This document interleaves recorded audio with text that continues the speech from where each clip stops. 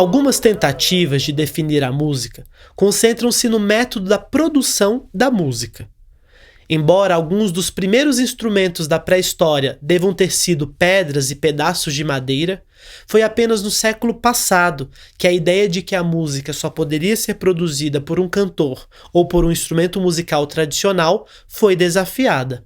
O compositor francês Erik Satie, no início do século XX, desafiou a ideia de instrumento musical quando, em seu ballet Parado, incluiu uma composição para a máquina de escrever. A justificativa de Satie foi que se a máquina de escrever produz sons, ela pode ser também um instrumento musical. O compositor John Cage foi além e desafiou a composição tradicional da música em sua obra intitulada 4/33, que é notada na partitura em 3 movimentos, nos quais está marcada uma indicação para que os intérpretes permaneçam em silêncio. A implicação disso é que os ruídos que normalmente são uma distração da música, o zumbido das luzes, o barulho da plateia, o som do trânsito fora da sala de concerto, todos esses sons devem ser considerados como a verdadeira música. Confrontadas com a proposta vanguardista de Cage, algumas pessoas recusam-se a considerar a obra 4/33 como música, quando mesmo na música convencional, os momentos de silêncio fazem parte da música.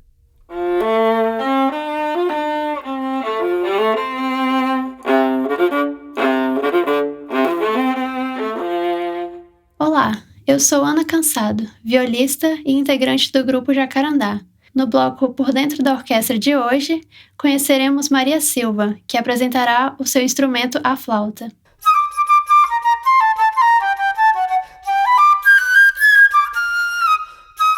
Eu me chamo Maria Silva, sou natural de Fortaleza, Ceará.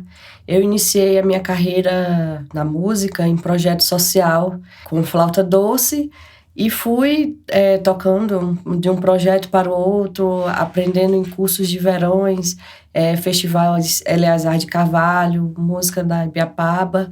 E sempre tive assim, os professores dessa forma mais informal.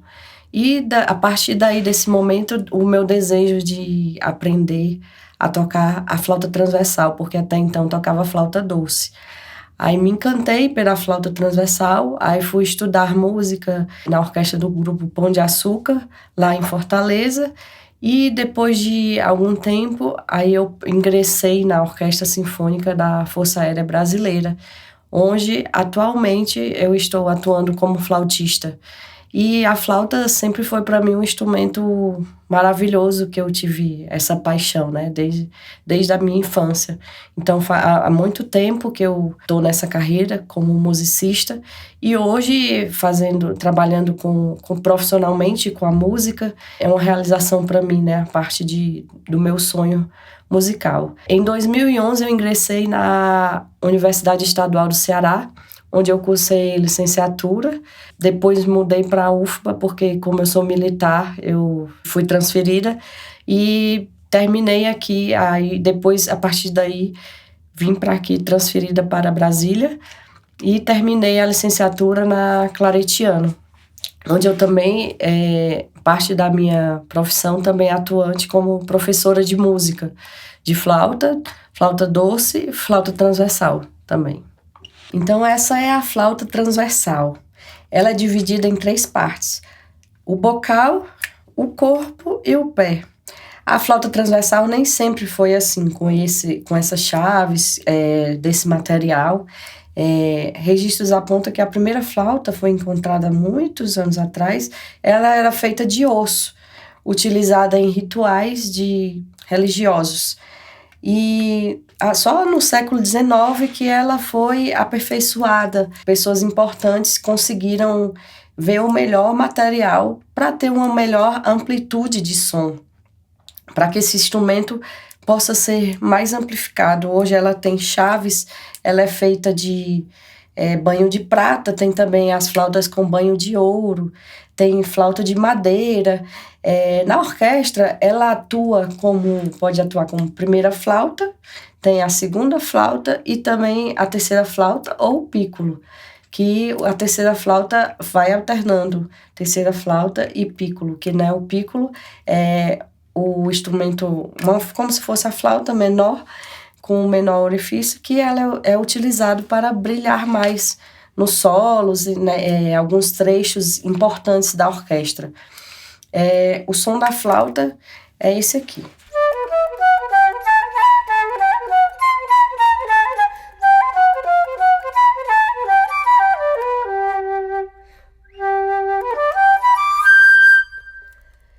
Então a flauta ela tem esse som dividido em 3 oitavas, né? O grave, o médio e o agudo. E ela tem também uma característica importante, que é um instrumento versátil, que ela brilha tanto no popular como no erudito, nas orquestras. Agora eu vou tocar uma peça que se chama Margarida, que é de um flautista famoso, Patápio Silva, o nome dele.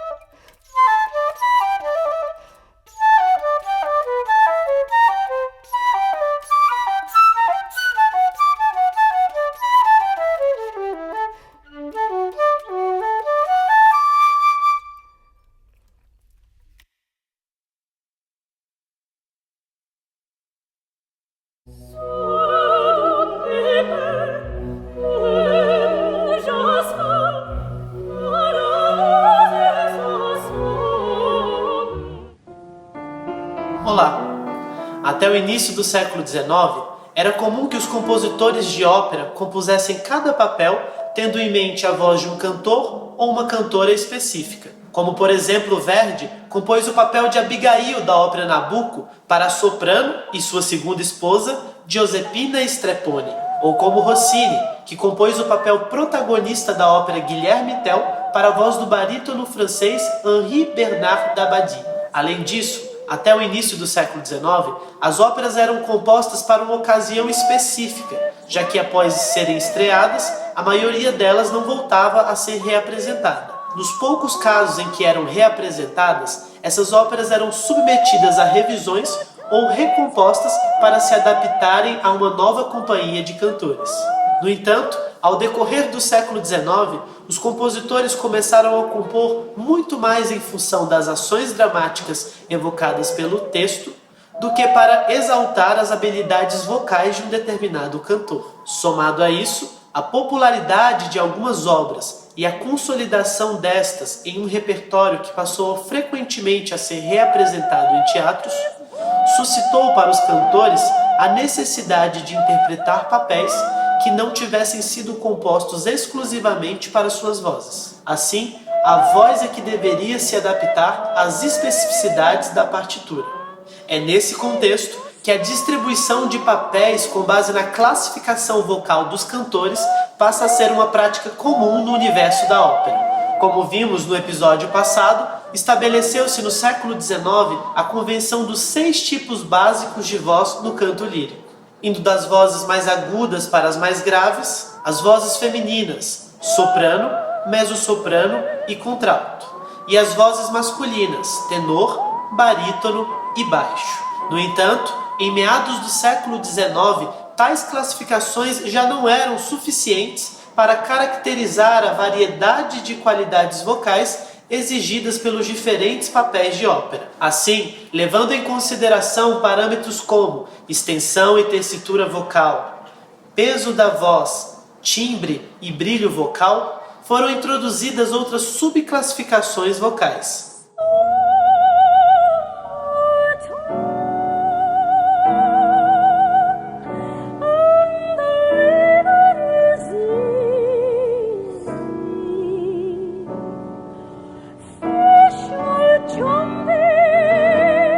O sistema FAR, criado na Alemanha, é um dos mais complexos sistemas de classificação vocal. Nesse sistema, a voz de soprano, voz mais aguda feminina, apresenta as seguintes subclassificações.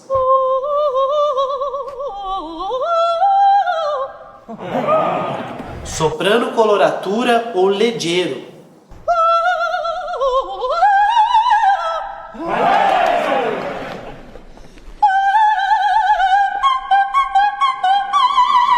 Soprano dramático coloratura.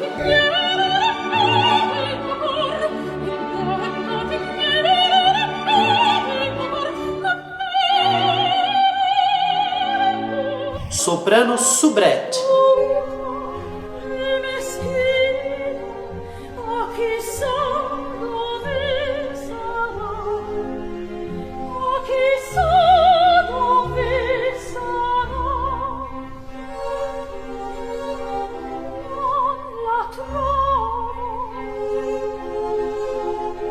Soprano lírico.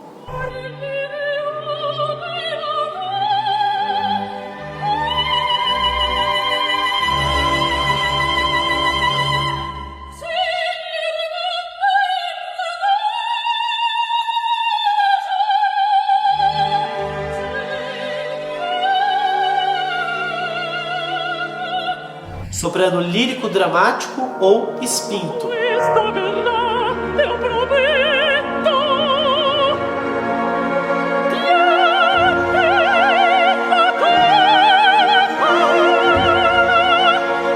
E soprano dramático.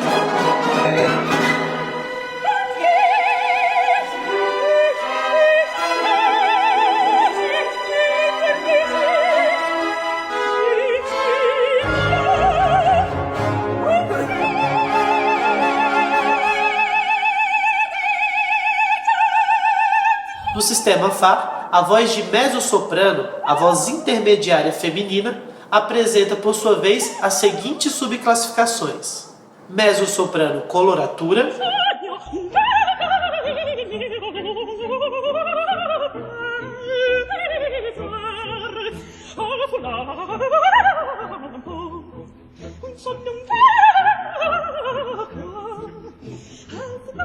mezzo-soprano lírico,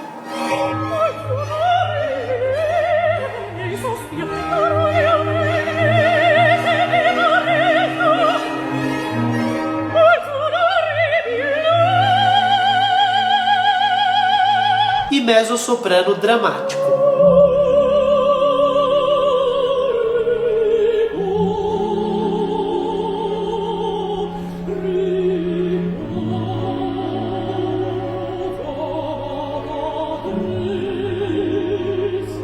Soma-se ainda a voz de contralto, de tipo dramático, que é a voz mais grave feminina e um dos mais raros tipos de voz.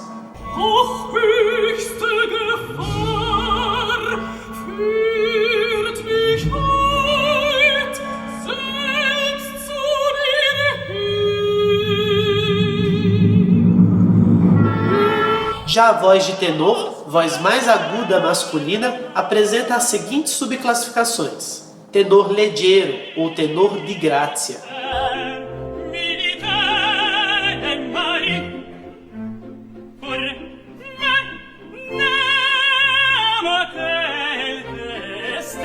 Tenor lírico.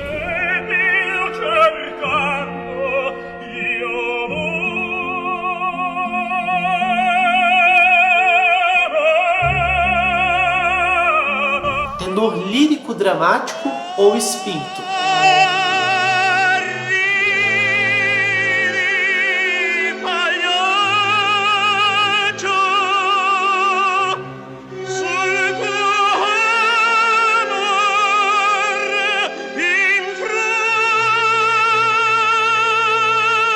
E tenor dramático ou heróico.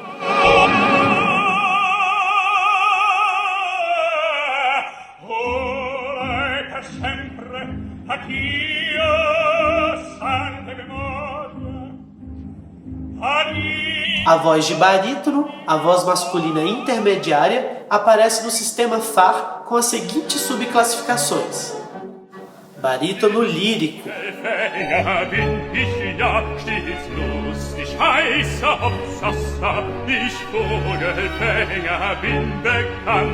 barítono cantabile,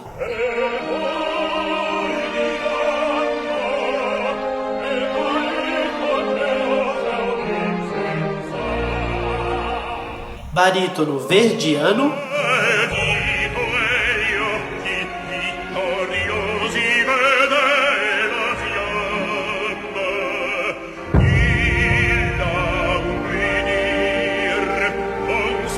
e barítono dramático.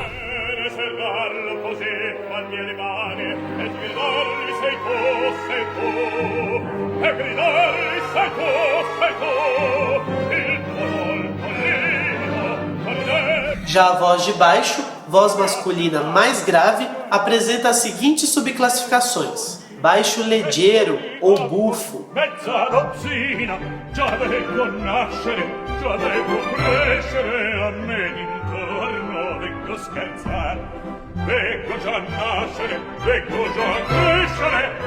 baixo dramático,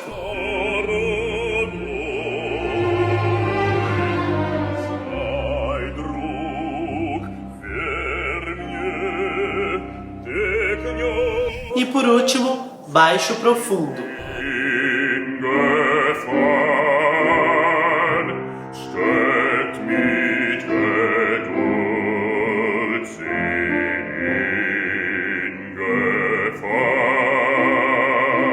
E assim, nesse episódio podemos experienciar um pouco das nuances e diferentes qualidades sonoras das vozes femininas e masculinas. Amigas e amigos, a ópera pode nos transformar intelectual e emocionalmente.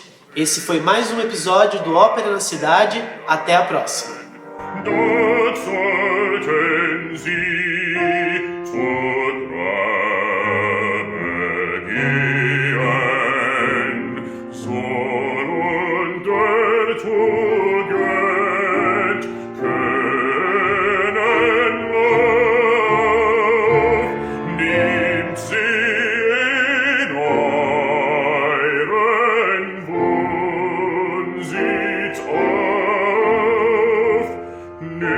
Say